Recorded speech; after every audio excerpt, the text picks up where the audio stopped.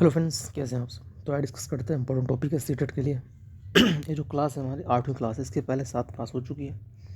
तो वही समझते हैं कौन कौन से टॉपिक है इसमें। जो फर्स्ट है 3 डायमेंशनल थ्योरी, नेक्स्ट है स्टर्नबर्ग थ्योरी ऑफ इंटेलिजेंस, उसके बाद लर्निंग है।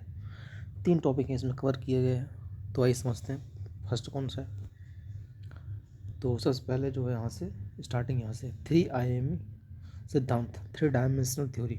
देखिए इसमें बताया गया है इस सिद्धांत का प्रतिपादन जेफिक गिलफोर्ड ने किया है।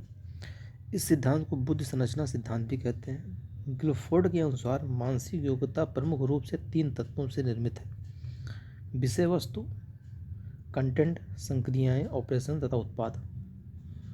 उसके बाद नेक्स्ट है त्रि त्रियापी या त्रिघटकीय सिद्धांत, थ्रिएक्सिक थ्योरी।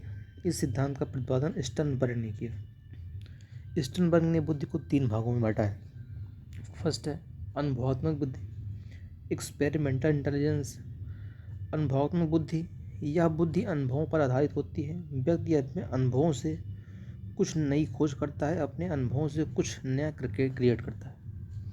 ये फर्स्ट हो गया अनुभवात्मक, नाम से क्लियर है अनुभवात्मक। नेक्स्ट है घटकी बुद्धि, कंपोनेंशियल इंटेलिजेंस। घटकी बुद्धि वाले व्यक्ति कल्पना शक्ति से ही बहुत कुछ सोच लेते हैं।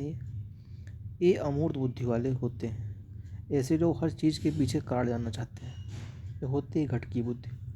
थर्ड है संदर्भात्मक बुद्धि, कॉन्टेक्सचुअल इंटेलिजेंस। संदर्भात्मक बुद्धि, व्यक्ति इसमें सूचनाओं को इस ढंग से उपयोग करने में सफल हो जाता है जिसको उसको अधिक से अधिक लाभ हो, या व्यक्ति पर्यावरण के साथ समायोजन रखते हैं या व्यवहारिक होते हैं। तो ये थे स्टर्नबर्ग के 3।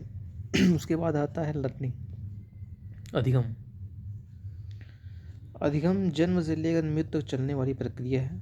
व्यक्ति प्रत्येक परिस्थितियों से सीखता है और अपने व्यवहार में परिवर्तन करता है। यह सीखना इसलिए हम कह सकते हैं परिस्थिति के अनुसार अपने व्यवहार में परिवर्तन लाना ही सीखना है। जैसी भी परिस्थिति होती है उसी प्रकार इंसान अपने व्यवहार में परिवर्तन लाता है। तो इम्पोर्टेंट पॉइंट है, पहला है सीखने अनुकूल अडेप्टेशन की प्रक्रिया है। सीखना सार्वभौमिक प्रक्रिया है। नेक्स्ट है सीखना व्यवहार में परिवर्तन है। सीखना एक मानसिक प्रक्रिया है, मेंटल प्रोसेस है। स्कूल में अधिगम में प्रवेश से सहभागिता द्वारा कौशलों और ज्ञान का अर्जन पर अधिक बल देता है। सार्थक अधिगम मीनिंगफुल लर्निंग में एक समस्या तथा विविध तरीकों से विचार करने के लिए प्रोत्साहित, इनकरेज करना। अधिगम अधिक सार्थक और प्रभावशाली होता है अगर वह मुख्यतः स्वनिर्देशित, सेल्फ डायरेक्टेड हो। प्रारंभिक कक्षाओं में शिक्षण अधिगम प्रक्रिया के लिए करके सीखना, द लर्निंग बाय डूइंग दृष्टिकोण बेहतर है। अधिगम के लिए विद्यालय के सामाजिक अवसरों में भागीदारी महत्वपूर्ण है। अधिगम मुख्य रूप से एक सामाजिक क्रिया है। उसके बाद नेक्स्ट, प्रभावी अधिगम के लिए शिक्षार्थी की सक्रिय भागीदारी की आवश्यकता है। सार्थक अधिगम मीनिंगफुल लर्निंग में विश्लेषण, समालोचनात्मक सोच तथा समस्या समाधान की प्रक्रियाएं शामिल है। उसके बाद आता है अधिगम वक्र, कर्व ऑफ लर्निंग। जब अधिगम की मात्रा, प्रभाव, क्षमता आदि किसी माध्यम, ग्राफ, आलेख ईटीसी से प्रदर्शित किया जाता है तो वह अधिगम वक्र कहलाता है। इसमें अधिगम की न्यूनता या अधिकता या शून्य स्थिति व्यक्त की जाती है। अधिगम वक्र के 4 प्रकार हैं। फर्स्ट है सरल रेखीय वक्र, स्ट्रेट लाइन कर्व। इसमें सीखने की गति एक समान होती है। नेक्स्ट आते हैं 5 नंबर। सेकंड जो है उन्नतोत्तर वक्र, एलिवेशन कर्व। इसमें सीखने की गति शुरू में तेज होती है और उच्चतम बिंदु पर पहुंचने के बाद सीखने की गति धीमी होना शुरू हो जाती है। उसके बाद आते हैं थर्ड नतोदर अधिगम वक्र, कॉनकेव लर्निंग कर्व।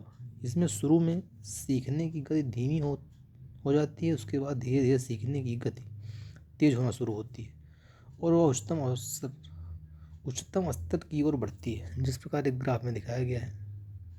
शुरू में धीरे, अचानक फिर तेज हो जाती है। उसके उसके बाद आता है मिश्रित अधिगम वक्र।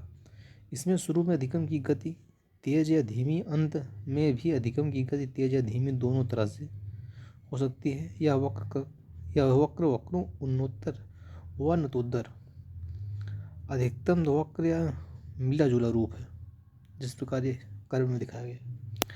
उसके बाद आता है अधिगम पठार, लर्निंग प्लेटिज्म। अधिगम पठार, इसमें सीखने की गति रुक जाती है, यानी उम्र में ना तो उन्नति होती है और ना ही अवनति। अधिगम का पठार में अधिगम की गति 0 होती है। तो ये थे कुछ इंपॉर्टेंट टॉपिक्स। चलिए मिलते हैं फिर नेक्स्ट वीडियो में, तब तक के लिए थैंक यू सो मच।